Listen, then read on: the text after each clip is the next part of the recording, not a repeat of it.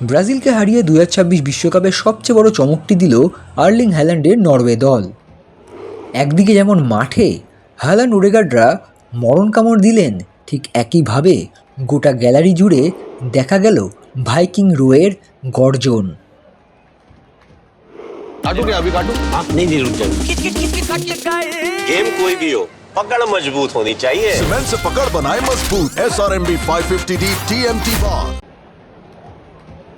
2026 বিশ্বকাপের গ্যালারি জুড়ে একটাই নাম, ভাইকিং রো। নরওয়ের সমর্থকেরা একই সঙ্গে, একই সুরে, একই কণ্ঠে ভাইকিং রো সেলিব্রেশন করেন। যে সেলিব্রেশনে সামিল হন খোদ আর্লিং হ্যাল্যান্ড থেকে শুরু করে মার্টিন ওডেগার্ড এবং গোটা নরওয়ে দল। গোটা ম্যাচ জুড়েই ভাইকিংসদের এই তাণ্ডব স্বচক্ষে দেখেছেন এক বাঙালি। বিশ্বকাপে ইতিমধ্যে 3টি ম্যাচ দেখেছেন বাংলার সুমন পাত্র। এর আগে কোপা আমেরিকা থেকে শুরু করে ক্লাব ওয়ার্ল্ড কাপ, একাধিক বিশ্বমঞ্চের বড় বড় ম্যাচ দেখেছেন তিনি। আলাপ হয়েছে গোটা বিশ্বের বিভিন্ন দেশের বিভিন্ন সংস্কৃতির মানুষদের সঙ্গে।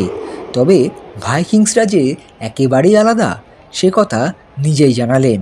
কেমন অভিজ্ঞতা ছিল ভাইকিংস রোয়ের মাঝখানে পড়ে যাওয়া এক বাঙালির, চলুন শুনে নেওয়া যাক। হ্যাঁ, অ্যামেজিং এক্সপিরিয়েন্স একদম। মানে ফার্স্ট আমি যখন শুনলাম ভাইকিং রো, এবার আমি গেছিলাম নরওয়ে সেনেগাল, ওই দিন বৃষ্টি পড়ছিল এখানে MetLife stadium, new York new jersey stadium যেটা। তো আমি আমার বাড়ির থেকে এটা 40-45 মিনিট মতো, আমি নিউ জার্সি থাকি। এবার এখানে আমরা যখন গেলাম স্টেডিয়ামে ঢুকলাম তখন নরওয়ের একটা আর্মি টাইপের আসছিল, মানে প্রচুর লোক একসাথে আসছে নরওয়ে, তারা ড্রাম বাজিয়ে বাজিয়ে এবার তারপর তারা ঢুকলো স্টেডিয়ামে। এবার তারপর আমরা যখন কন করছে হয়তো কিছু খাচ্ছি করছি তখন স্টেডিয়ামে তখন একটু বৃষ্টি পড়ছিল, হঠাৎ করে ভাইকিং রো ব্যাপারটা ফার্স্ট শুনলাম তখন। টিভিতে আগে শুনেছি কিন্তু স্টেডিয়াম পুরো কাঁপিয়ে কেউ ওই ভাইকিং রো যখন সবাই মিলে রো করে, এটা ফার্স্ট টাইম, ওটা হচ্ছে অডিও এক্সপিরিয়েন্স আমরা শুনলাম। তারপর আমরা আবার দেখতে গেলাম যে স্টেডিয়ামের ব্যাপারটা কেমন হচ্ছে। এবার ম্যাচটা যখন শুরু হলো তখন কিছুক্ষণ পরে একটা নরওয়ে গোল দিল। তারপর ভাইকিং রো ফার্স্ট যখন শুরু হলো তখন মোটামুটি আমি ছিলাম গোল পোস্টের ঠিক পিছনে যে রোটা, ওটা Norway fan section short of, আমাদের পাশেরটা ছিল ফুল নরওয়ে সেকশন, সবাই নরওয়ে জার্সি পরেছিল এবং অনেকে ভাইকিং ক্যাপ পরেও ছিল, ওদের যে ভাইকিং যে হর্নওয়ালা ক্যাপটা। এবার তারপর যখন শুরু হলো তখন প্রায় 1 মিনিটের মতো জাস্ট মানে স্টেডিয়ামে খেলা ছেড়ে সবাই ভাইকিং রোটাই দেখছিল যে ব্যাপারটা ঠিক কেমন। Amazing experience. আমি এর আগে ওল্ড ট্রাফোর্ডেও ম্যানচেস্টার ম্যাচ দেখেছি বা কোপা আমেরিকা এর আগে দেখেছি বা ব্রাজিলেরও ম্যাচ দেখেছি ওয়ার্ল্ড কাপে, কিন্তু ওটা একটা অন্য ধরনের এক্সপিরিয়েন্স। কারণ ওখানে মানে সবাই, এবং উপরের আমি ছিল লোয়ার টায়ারে, মিডিল টায়ারেও 3-4টে গ্যালারি, পুরো মানে 3-4টে সেকশন গ্যালারি নরওয়ের ফ্যান ছিল। এবার পুরোটা যখন একসাথে সবাই করছে প্রায় এরকম 20,000 মতো মানুষ, এটা মানে পুরো স্টেডিয়ামে জাস্ট রো রো রো এই ধরনের একটা, এবং ওটা রিদমটাও দারুণ। ইনিশিয়ালি খুব স্লো শুরু হওয়ার পর আস্তে আস্তে পিক করে এবং সবাই শেষে উঠে হাততালি দেয় আর কি, এরকম ব্যাপারটা। তো আমরাও।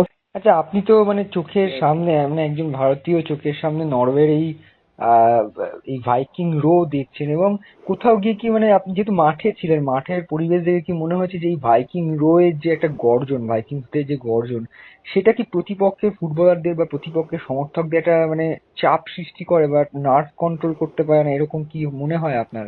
মানে দেখে কি মনে হয়েছে যখন ওই একসঙ্গে হাজার হাজার মানুষ ওই ভাইকিং রো করছিল? হ্যাঁ, অবশ্যই করতে পারে, এবং এটার একটা বড় প্রমাণ হচ্ছে নরওয়ে এই সেনেগালের সাপোর্টার আমাদের 1-2 জন ছিল আমাদের ইয়েটার মধ্যে, রোয়ের মধ্যে। এবার তারাও প্রথম দিকে সেনেগালের হয়ে মানে খুব হাততালি দিচ্ছিল, but at the same time যখন ম্যাচটা হেরে গেল এবং শেষে যখন প্লেয়াররা সাথে হচ্ছিল, এবং একদম জাস্ট মানে আমাদের সাথে প্লেয়ারদের ডিস্টেন্স ছিল মেবি জাস্ট কয়েক ফুট মেবি, কারণ আমার একদম গোল পোস্টের একটু পিছনে যেহেতু সিট ছিল, তো সেক্ষেত্রে সেনেগালের সাপোর্টাররা ওরাও শেষে করছিল ওদের সাথে।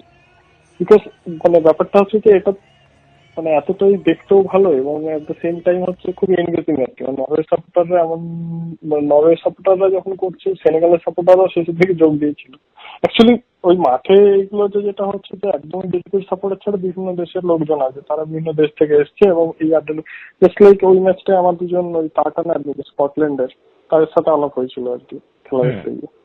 তো তারা টাটান আর্মি, তাদের 2টো বস্টনে ম্যাচ ছিল, নেক্সট ম্যাচ হচ্ছে তাদের মায়ামিতে। এবার ওই যাওয়ার পথে নিউ ইয়র্কে ওরা ম্যাচ দেখে যাবে আর কি, এরকম। তারাও করছিল, সবাই করছিল আর কি।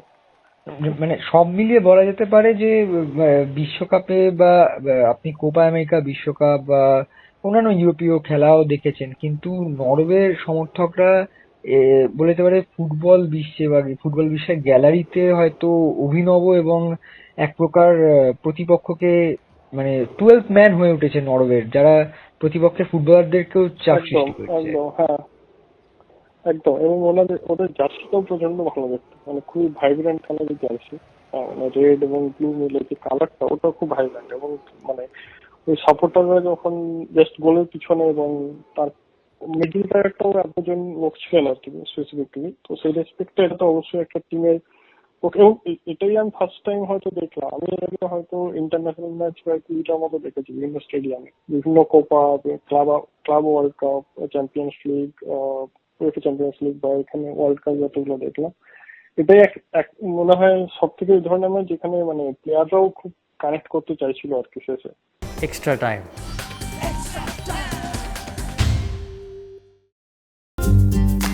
লেটেস্ট নিউজ আর এক্সক্লুসিভ ভিডিওর সঙ্গে আপডেট থাকতে এখনই সাবস্ক্রাইব করুন আমাদের ইউটিউব চ্যানেল। বেল আইকনে ক্লিক করতে ভুলবেন না যেন।